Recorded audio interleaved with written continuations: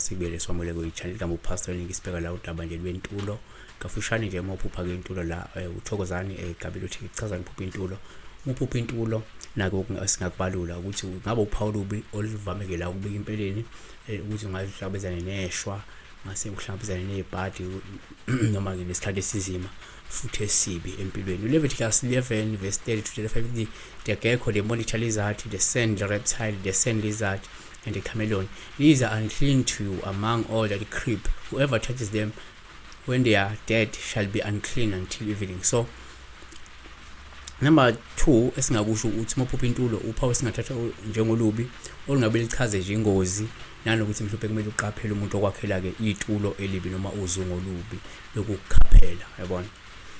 Number 3 uma uphupha intulo ufuna sikuveze futhi ukuthi uphawu olungabe lusho ukuthi kumele uqaphele ngoba ke unesitshe seduze esizama ukukuhlasela nokukukhohlisa.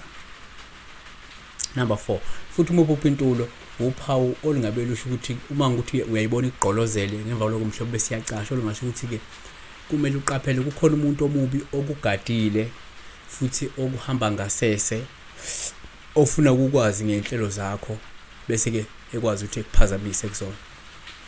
Kanti ke singaphetha ngokuthi ke uma uphupha intulo uphawu luhle uma ukuthi uyayibona uyayibulala kusho ukuthi ke usubanqobile ke mhlawumbe abathakathi noma uzokwazi ukubanqoba abathakathi abebezama mhlawumbe ukwakhela itulo elibi noma abebezama ukugadla ngemithi engalungile, yabona.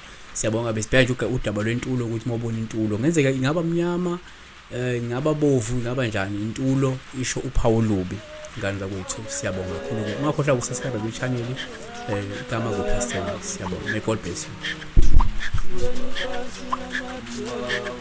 Kuleba oyo Jesu siwe nipasi na matulu kuleba oyo Baba siwe nipasi na matulu kuleba oyo Jesu siwe nipasi na matulu.